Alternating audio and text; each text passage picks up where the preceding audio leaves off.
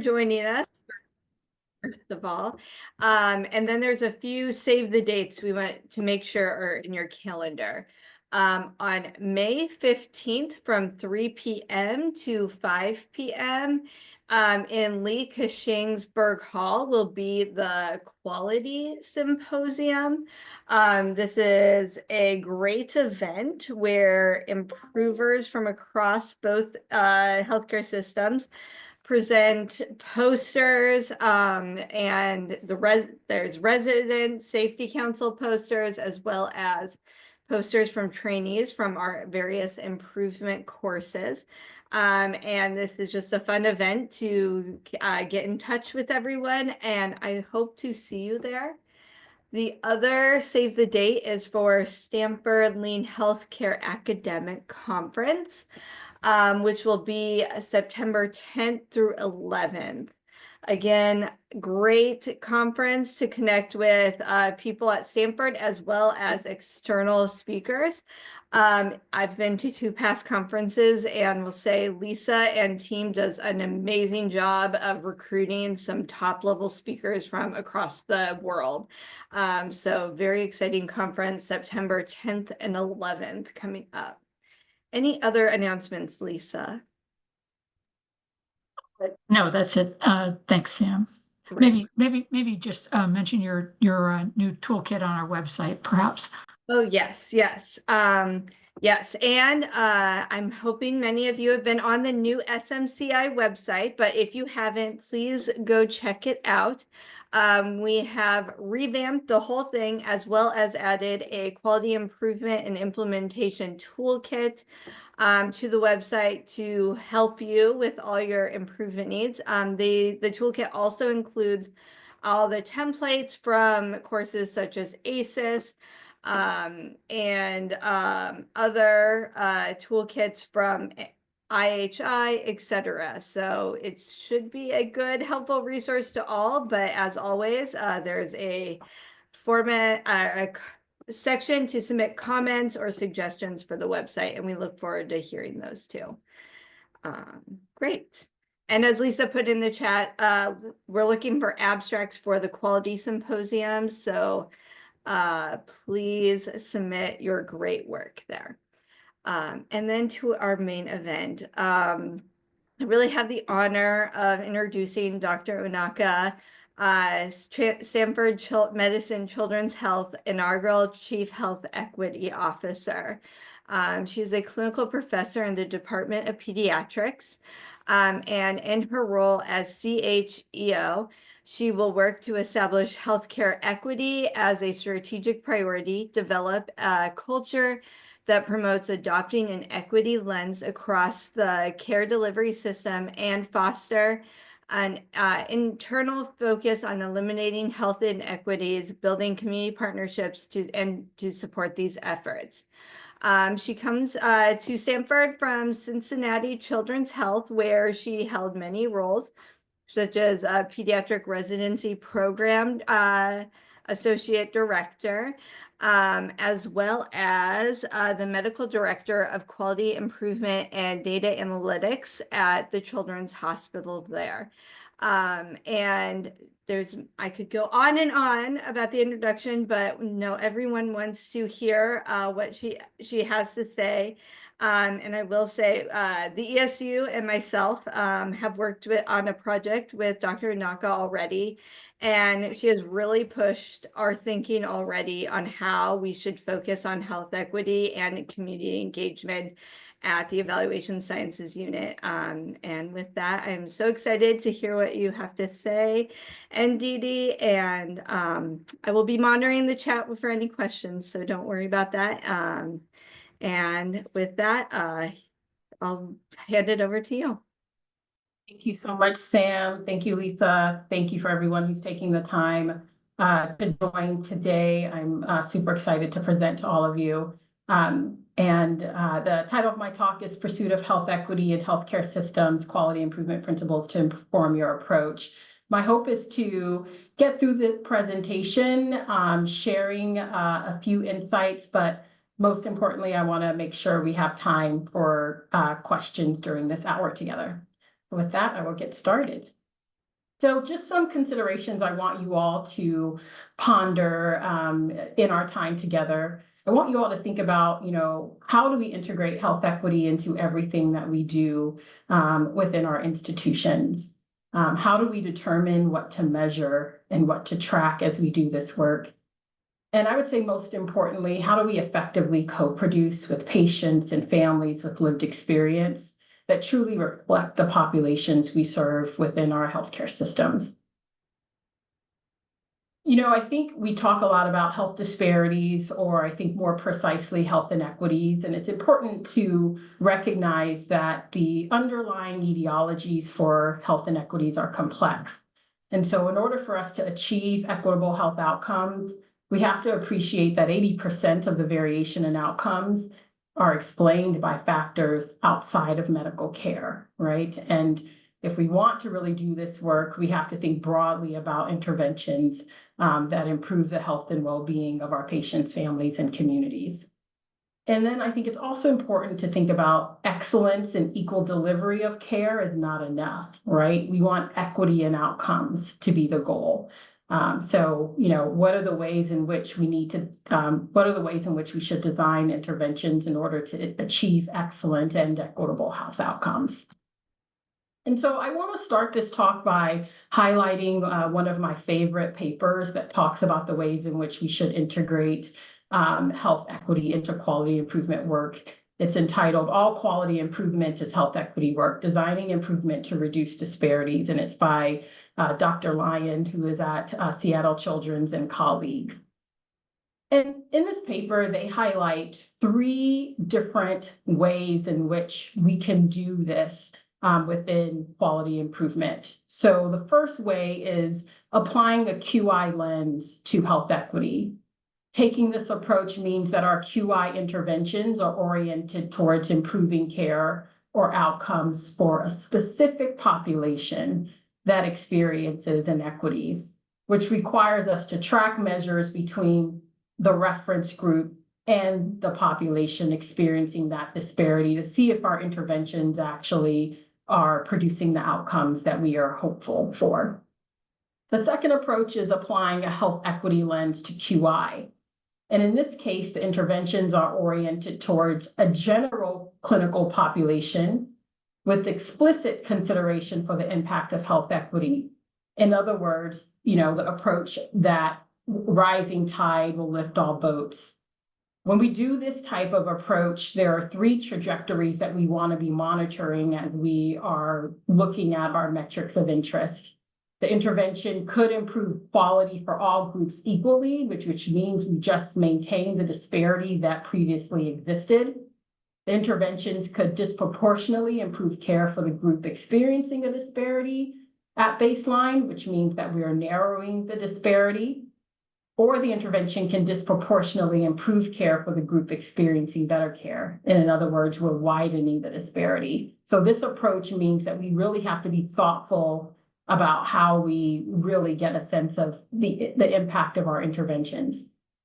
I would say the approach that we all really want to take is taking a mindset that all QI interventions are health equity interventions. In other words, health equity considerations should be fully integrated into every QI intervention from the outset. And so how do we fully integrate health equity into all QI efforts? The authors of this paper highlight some key principles, and they highlight the fact that the first step should be to examine, identify, and understand existing inequities. And their first principle is characterizing and understanding equity gaps prior to the start of the work. And so this is where it's really important to think about our measurement considerations. And these are some of the questions I often ask myself when we're doing this type of work. Can we track change over time with the measure of interest, right? It's really important to have a baseline and to track what happens when we intervene over time for our metrics of interest. Secondly, do we have a clear benchmark? I think when we're doing work to try and improve health inequities, it's important to understand what's our reference group? What's the benchmark? Is it a national benchmark? Is it benchmarking for those who have better outcomes within our patient population? Third, are we measuring only what is easy to measure or what is meaningful? And I think this is a really important question. I think oftentimes, we want to measure something that doesn't take a heavy lift. We often think about how do we measure documentation of a particular process within our healthcare system. And while that is potentially a very rational or important first step, we have to make sure we try and pick a metric that is as proximal as possible to what we're actually trying to accomplish, right?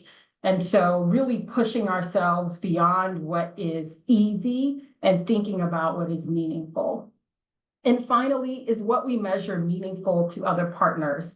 This includes patients and families and community organizations.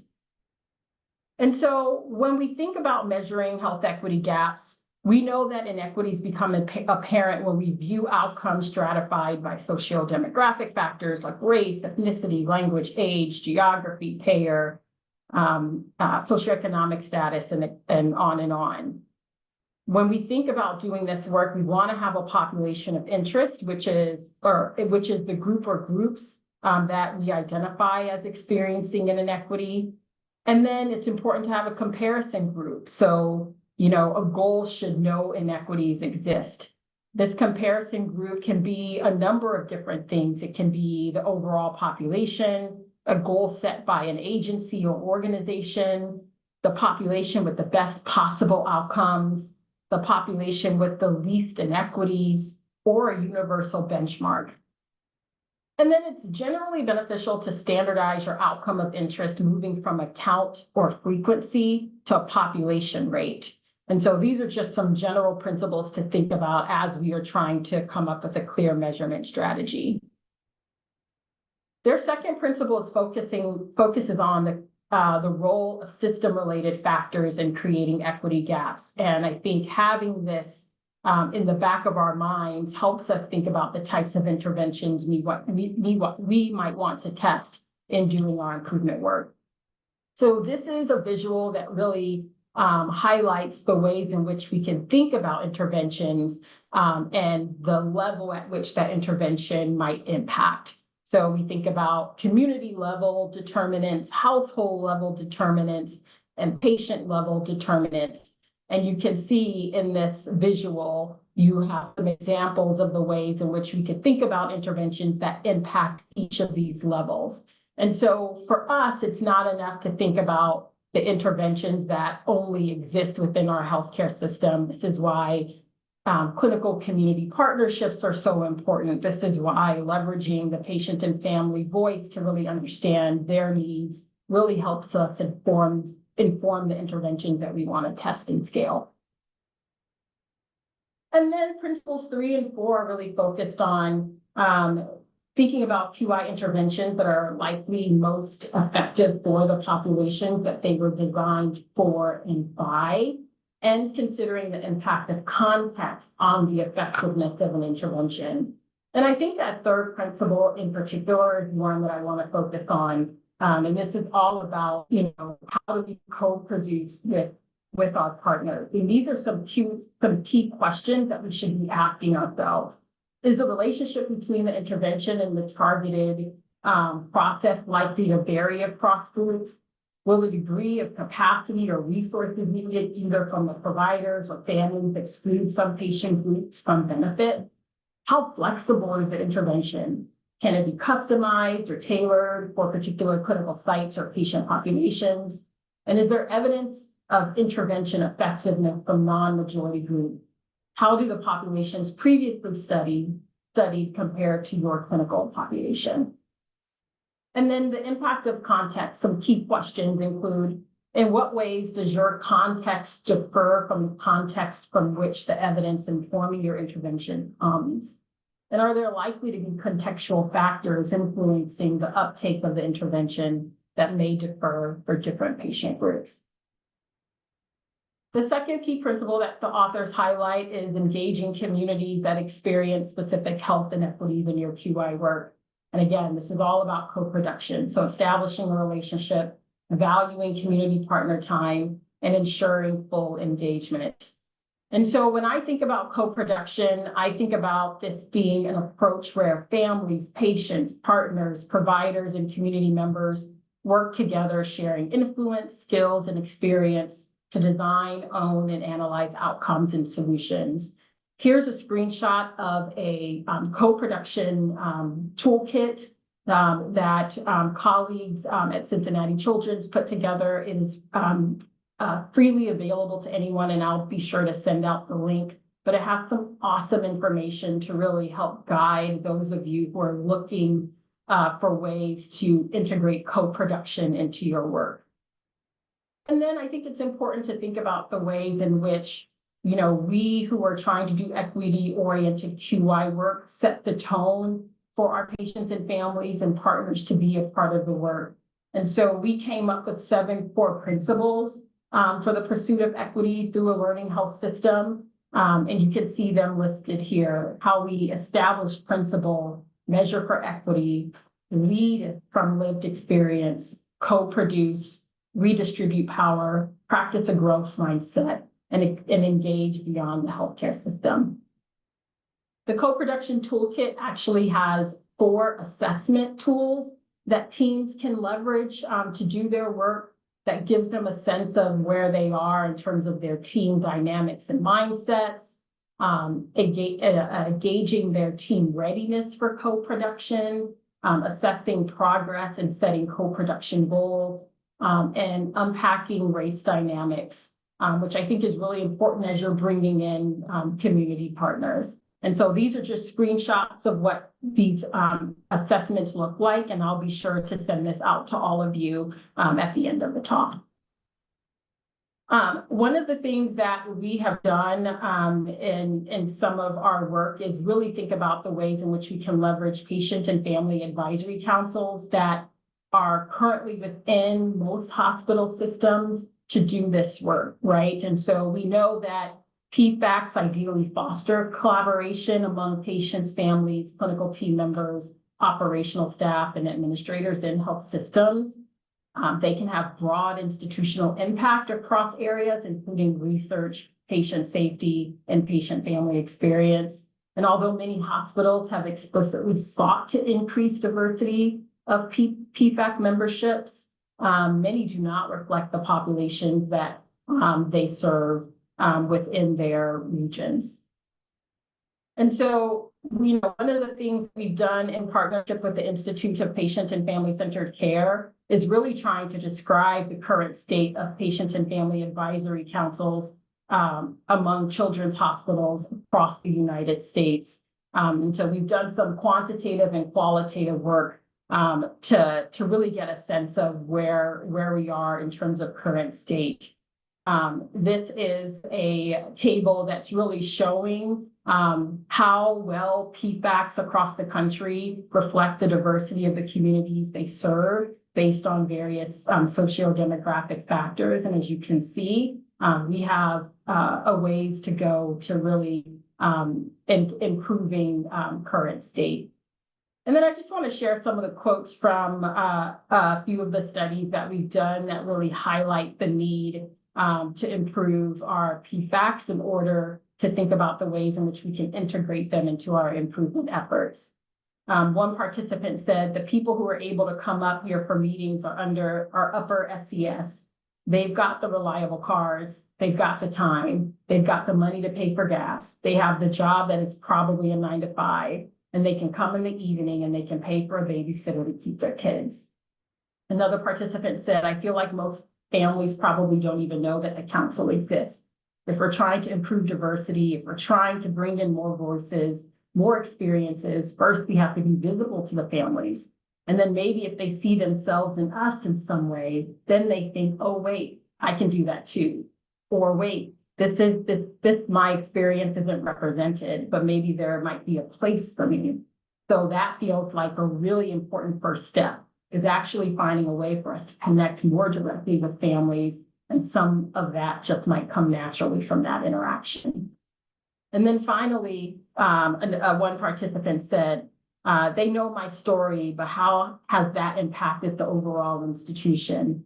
Have you done anything differently when you engage with people of color? Have you done anything differently when you engage with somebody whose preferred language is something other than English? How is this translated to family practice, to the emergency room? I couldn't tell you today, and I've been engaged with that institution for years. So I don't know how it rolls out past the 1 hour meeting. So as a result of some of our qualitative findings, we've worked in partnership with IPFCC to think about the ways in which we can strengthen diversity, equity, and inclusion among PFACs in children's hospitals. So if you scan this QR code, it'll take you to this resource, which is entitled Strengthening the Diversity and Role of Patient and Family Advisory Councils. And here you can see the project goals, which is really identifying and share and learning about the recruitment, preparing, supporting, and sustaining partnerships with patient and family advisors from historically marginalized backgrounds, and to identify and share examples of and learnings about meaningful partnerships with patient and family advisors and PFACs and DEI work. And as a result of this, we have gotten some funding and just launched a national learning collaborative focused on improving diversity, equity, and inclusion across PFACs and children's hospitals in the United States and Canada.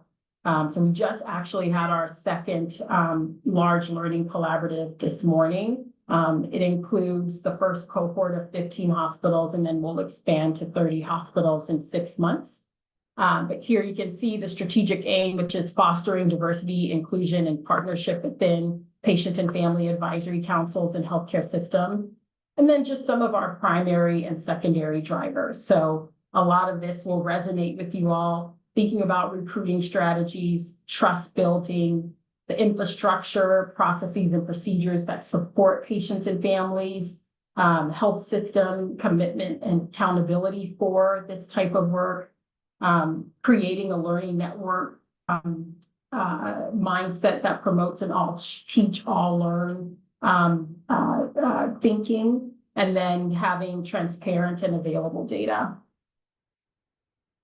And then I think the final thing I want to share with you all before opening it up for questions is just some work that we did as a part of our large Medicaid accountable care organization to really try and improve physical and mental health outcomes for our patient population. And so the problem that we identified was that primary and subspecialty care practices all play a role in providing care for pediatric patients in the greater Cincinnati region, but there are limited opportunities for shared and rapid learning, scaled interventions, and coordinated implementation of best practices across these entities, regardless if they were affiliated with Cincinnati Children's or any healthcare system. We knew that we had a shared goal of improving child health and well-being, and we wanted to figure out a way to do that together. But there were no agreed upon physical health or mental and behavioral health objectives that were shared by all within the region. And so we established a Pediatric Improvement Network for Quality, which is a learning network that was conceived as a part of Cincinnati Children's Hospital's vision to be a leader in pediatric population health. It was supported by the Office of Population Health, which included a Medicaid pediatric ACO. That ACO has full financial risk and has delegated responsibility for care management, utilization management, and quality improvement for approximately 130,000 Medicaid enrolled youth that reside in the 8 Southwest Ohio County region. And so eligibility criteria in the first year, we opened participation to any regional primary or subspecialty care practice in greater Cincinnati. We did not have to be affiliated with the hospital. We then expanded eligibility the second year to include community mental and behavioral health organizations throughout the region.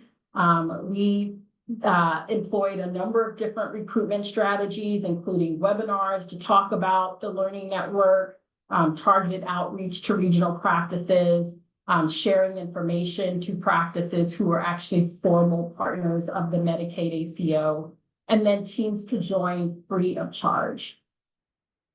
And so this was our operational structure. We had an advisory committee, clinical steering committee, and then we had 2 domains of work, a primary care domain that was focused on well child care and mental health care, and then a behavioral health domain specifically for our community mental and behavioral health organizations. And then we had a network operations team. As you can see, we had family partners embedded in each of our domains who are part of our quality improvement work. And they were also part of our clinical steering committee that met monthly to really make sure that the goals of the learning network were goals that resonated with community partners and healthcare systems. And so this is our key driver diagram.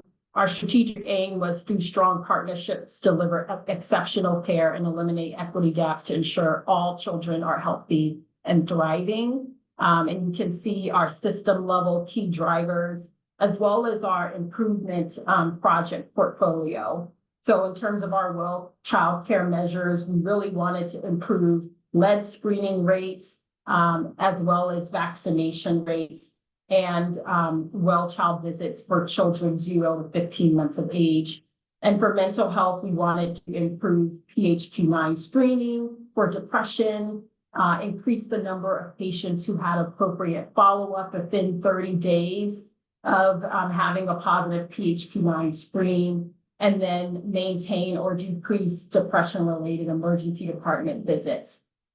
And then for our mental and behavioral health community organizations, we recognize that a lot of the staff who saw patients in that setting were master's trained, but there was a lot of variation in practice. And so we created a program where those master level staff got trained on various evidence-based practice. And we wanted to implement a patient-reported outcome metric that would allow us to readily identify patients who were ready to transition out of intense therapy to make capacity for kids who really needed more services. And then we followed a lot of other metrics along with that. We brought the network together once a month. We would alternate between action period calls and solutions labs, with action period calls being a time where teams could share what tests they were doing, their plans for testing for the next 30 days, and we would share network level data. And then solutions labs, we would pull in subject matter experts and typically focus on one or more system level key drivers and highlight a topic and or tools that could be leveraged within the network to help advance the improvement efforts. One of the things that was really cool that we did as a part of this was we actually launched a Medicaid-specific patient and family advisory council in partnership with our Cincinnati Children's family relations team.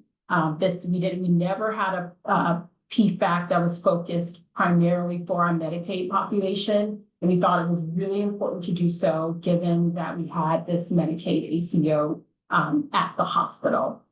We were able to recruit 2 parent partners who were members of our clinical steering committee and attended all of our action period calls and solution labs, and then we compensated our parent partners for their time. And so I'll go through 2 case studies that highlight the work of a couple of teams within the network. So this is one of our primary care teams that joined PINK. This practice had 3 sites in Northern Kentucky, 6 physicians, 2 physician assistants, and they served 11,000 patients annually. 40% of them were publicly insured. And they were really wanting to improve completion rates for vaccinations for our infants. And so they implemented 4 interventions over 12 months, really thinking about real-time rescheduling of no-shows, recalls to patients based on providers' specified intervals documented in the EHR, targeted outreach of patients 2 years of age and younger who never had a follow-up visit scheduled, and in-room scheduling of next well-child visit prior to seeing a primary care provider. Many of these suggested interventions came from the parent partners themselves, and from the feedback as we would come to them to really get ideas of interventions that they thought would work. And so this is just showing their statistical process control chart. And as you can see, they've had some movement in terms of increasing the percent of kids who have completed their CIS combo 3 vaccinations by 2 years of age.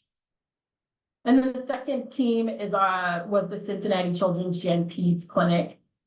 This clinic, this clinical site serves over 34,000 patients, 85% of which are publicly insured or self-pay across 3 primary care centers and 3 school-based health centers.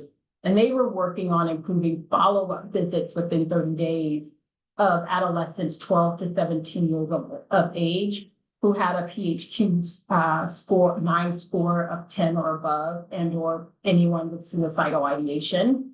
And they identified some key drivers that informed the area of improvement. And so these were some of the things that they really wanted to work on.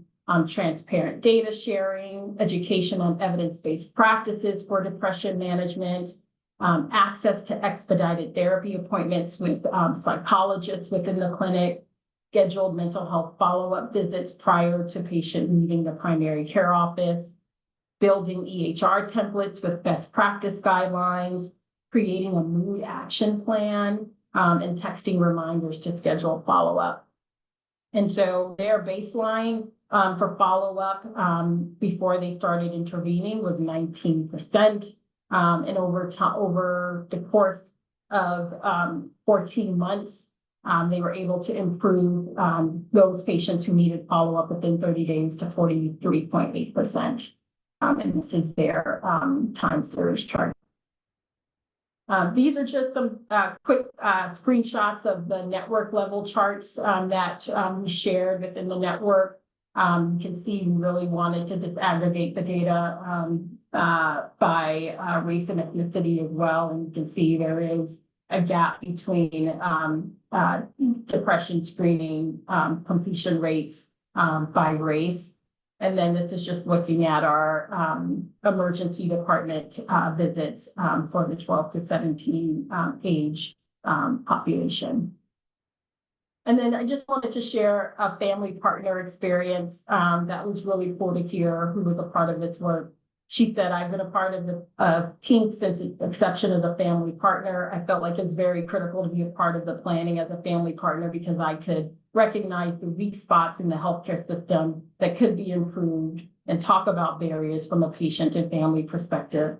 By working so closely with the providers, I can share valuable viewpoints from the other side of the stethoscope. I think doing this work as a family partner has significant value and elevates the patient and family voice that often goes unheard in healthcare. Family partners must have a seat at the table, and providers must work with and include family partners as a part of their teams to have successful outcomes.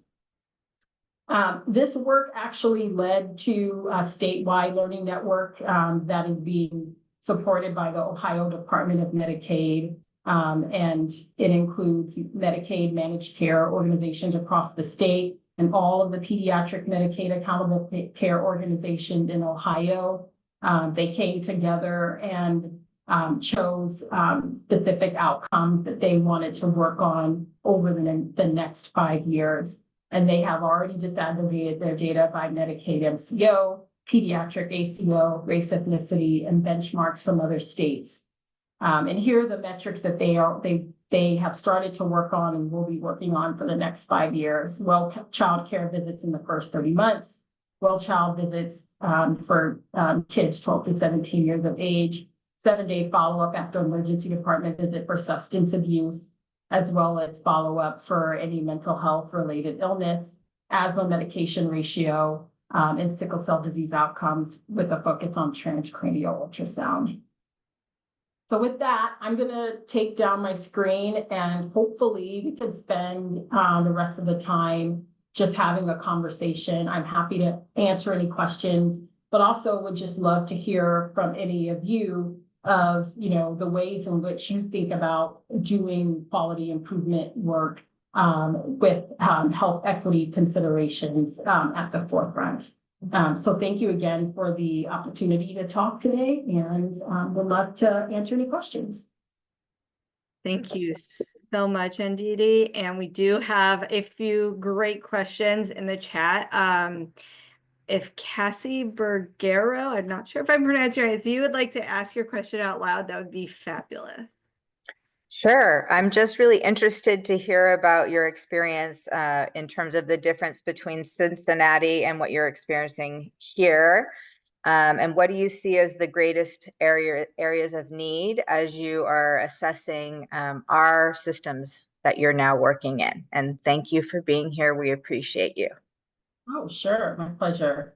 I think one of the things that really drew me to Stanford is I knew that there was already a mindset of continuous improvement. And, obviously I love QI. Hopefully you all can tell that. And, I grew up in a system where continuous improvement was, part of our everyday practice. And I certainly see that here. I think one of the opportunities we have as Stanford Medicine is just thinking about the ways in which we can more formally bring people together and actually have an opportunity for that shared learning. I think that is a piece where, I'm hoping to partner with anyone who's really interested in that type of approach. I think that Stanford does so many things well. I think people just have a spirit of ingenuity here that is just so exciting. And I think that a lot of the work that happens diffusely, and, there may be opportunity for us to actually come together and be more aligned and strategic in the way in which we do this work. If my colleagues in the Division of Endocrinology or my colleagues in ambulatory are all working on same things, but they have no idea, then I think we have less of an opportunity to be impactful. We miss opportunities to scale interventions that likely can work elsewhere. And so for me, that's a huge priority. How can we structure things such that we can have more of a learning health system mindset and infrastructure that brings people together such that we're not recreating the wheel and we have more impact. So Thank you. Yes, completely agree with that. And yeah, would love Lisa and I will have to think about how to involve you in SMCI, because I think SMCI really wants to help the organization move that direction, and would love to be a partner with you in that. Our next question came from Keith Fisher. Keith, would you like to ask it out loud? Sure. Good afternoon. I feel honored to, in 2 straight days here, 2 wonderful presentations from Dr. Unaka. My question stems from the feedback from the person who was describing the Patient Family Advisory Council and stated that, what has changed. And hopefully somebody was able to circle back with her to maybe show her, or him, I shouldn't say just her, but him, some of the things that have changed to make them hopeful to maybe want to participate. And the same question for the second parent who stated the representation was only for those who can afford it. Hopefully someone was able to circle back with them to show them that's not necessarily the case. Or maybe if it was the case, it was useful feedback to try to create a better process. I'd love to hear your answer.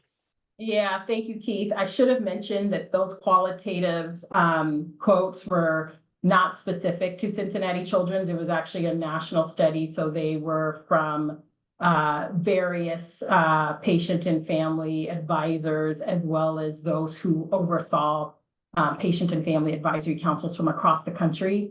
So I am not able to say one way or the other who those comments were directed towards, but I certainly am not naive to think that at my prior institution and at this institution, that those quotes would likely be the same, right? And so I think we just have a lot of work to do. And I think there's always the desire to do it. And, you know, we just have to think about the ways in which we can be more deliberate and intentional about first making sure we have all voices at the table. And then secondly, how do we integrate them into the work that we want to do on behalf of them, right? And so I think that's all what we want to achieve. But I know that there are so many things that stand in the way. But I think we can figure this out. And it takes more time, it takes more energy, but I think the reward is greater. I think that leads into Maggie's comment. Maggie, would you like to? Great. Yes, sure. Thank you so much, Dr. Unaka, for sharing the framework and the key principles. And I especially really appreciate the call out that you made that even when we engage and work with patients, families, we need to apply an equity-based approach to include people at the table, right? Because if you're having meetings during the day when a certain population is excluded, yes, you do have a patient family advisory council, but whose perspectives does that reflect, right? And how do you take that then to co-produce? Then you're co-producing with a subsegment of the population and excluding others. So thank you so much for calling that out. I think my question is related to Cassie's, and you already answered parts of that question, and it has to do with, as you know, you lead this work at Stanford Stanford Medicine Children's Health. What do you see as the facilitators and perhaps some headwinds that, you know, all of us together can, you know, come together to support this work? Yeah, I think that's a good question. I'll respond to your comment first. I appreciate the reinforcement of that, and I think I'll give a concrete example. When we established our Medicaid PFAC, we based the time that we met on when the families wanted to meet, and they wanted to meet at 6:30 at night. And guess what? That's when we met. And I think that's the way it's got to be, right? If we really want to do this work, we have to be deferential to what works for our families. And yeah, that means, you know, it means it's harder for us, but then again, I think that's what we're here for. I think the facilitators and barriers to doing this work at Stanford, just building on that. I mean, I think the facilitators, we already have an amazing quality improvement and process improvement infrastructure, right? And we already have a process by which we identify core goals at our institutions. I think we already have a process by which we build capacity for people who can lead quality improvement work across our institutions, the SMCI. And I think that is not common across all healthcare systems. And I think those things are really important. And then I would say most importantly, we've already set as a strategic priority, you know, health equity, trying to advance this work for our patient population. So I think all of the ingredients are there. I think the headwinds, I would say first and foremost, it's always time, right? I think so many people are stretched thin and pulled in so many different directions. And so, you know, there's the desire to do this work, but how do we make sure that there's actually the capacity to do it? I think we have strategic priorities, but I think in order to advance some of the work that we want to do, I think we have to be disciplined and really saying this is a priority and other things are not a priority. And I think that's something that all healthcare systems struggle with. I don't think that's just Stanford. You know, I think, you know, the past couple of months have been heavy. I will just be very transparent about that. And I think a lot of us are weighed down by thinking about what the current administration's priorities mean for the continuation of this work. I think for me, I've been very reassured to hear from our executive leaders, from our board, that this work will continue and the commitment is very strong. But I think the uncertainty is real and, it's something I think about constantly. And I think we're all trying to figure out, what is going to happen as a result. But right now, I think we are determined and we have the resolve to push forward. And I don't think we're going to stop. But I think, we have to acknowledge that the work probably is going to be harder. And we might see widening equity gaps because of the priorities of this administration, which means we have even more reason to figure out ways in which we collectively organize and do this work well. I think that leads into Dr. Richard Jordan's question perfectly. Richard, would you like to ask your question? Yeah, yes, Doctor. Really not just ask a question. First, I think, is it Ndidi? Okay, Yes. my vote for you to become the chief medical officer of Stanford Medicine is on your plate, okay? Because what you're talking about is an expansive bit of responsibility. And I think the one comment I would make is as long as quality medicine is viewed by people as a zero-sum game, where somebody is going to lose and somebody's going to gain, then it's going to be problematic. And you really got a plate full here, and I admire your background and what you're doing. Several years ago, I can't remember the doctor's name, from Cincinnati Children, presented at the VA, one of the VA threads, and it was amazing work of HRO sort of ingraining principles into practice, and you can just see how quality improved, reduced injury across the entire system. And, so I take my hat off to you.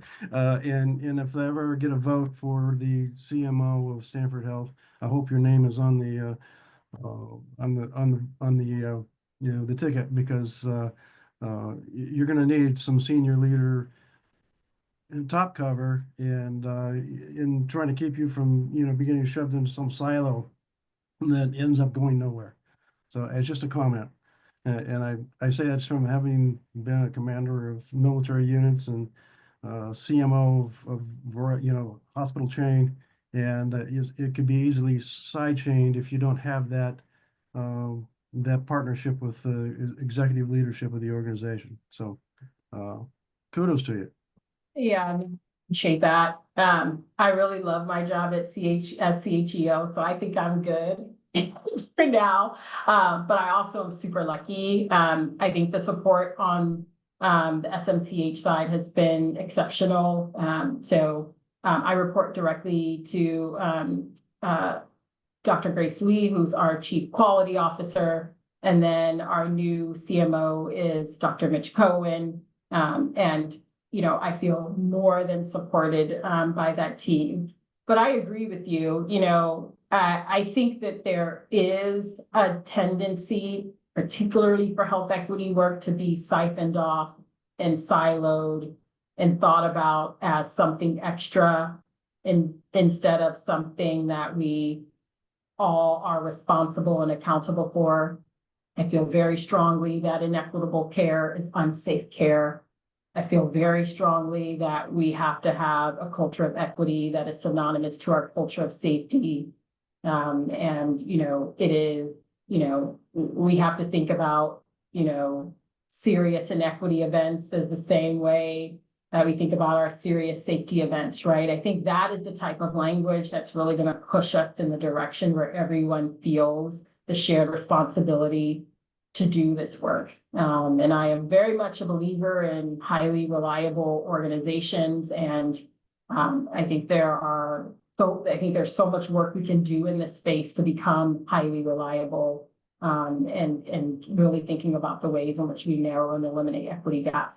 But it can't just happen within the healthcare system, because I think there are just so many upstream influences of health that impact outcomes, and taking the time to build those partnerships with community organizations, community leaders, and the like will be central to this strategy.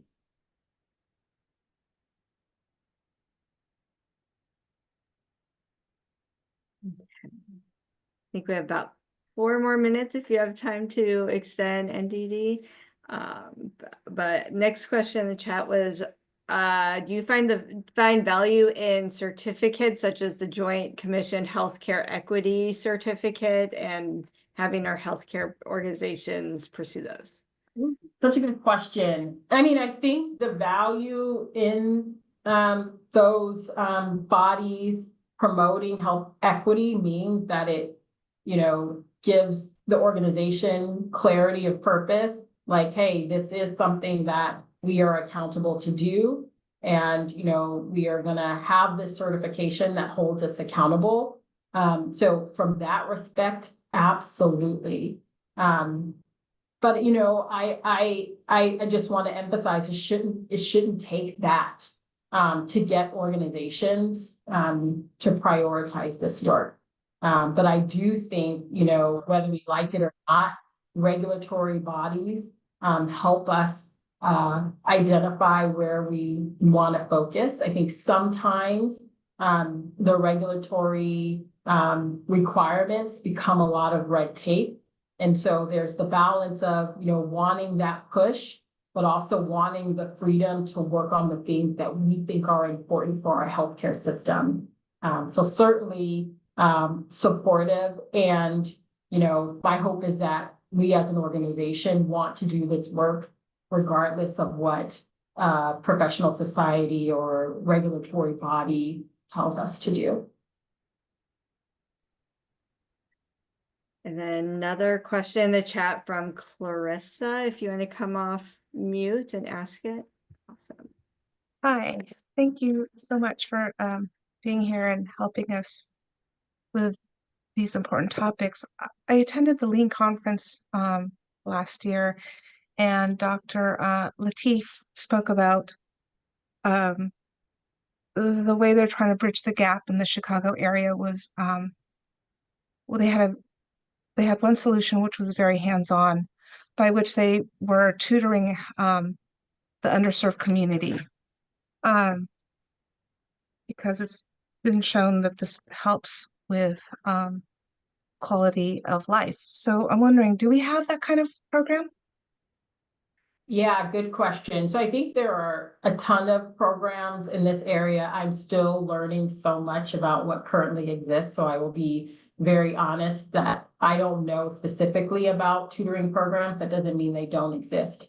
I will share that Stanford University has pulled together leaders across all of the schools to think about how we function as an anchor institution.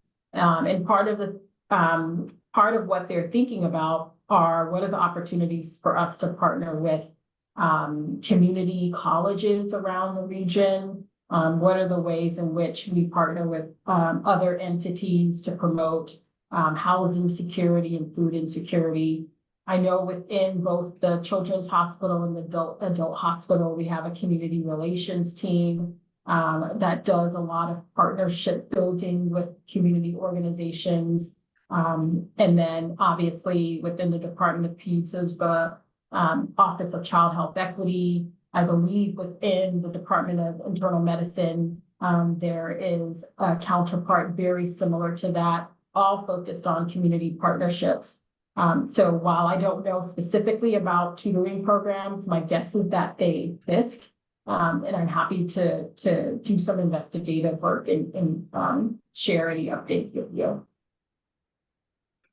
Great. Yeah, and Lisa found a link for community opportunities under the Stanford Medicine website. But yes, that's a great comment. And I think we're gonna have to end it there. Thank you so much to everyone attending. And I would like to everyone come off mute to applaud our speaker, Dr. Unaka. What a great presentation. And I'm excited to work with you and have our organization work with you to close these gaps and move the science, but also the care for our patients forward. Yes, and I hope to see you all in, I think it's 2 weeks for our next presentation, which will be focused on surgical workflows and quality improvement. Thank you all so much. Thank you. Thank you, Ndidi.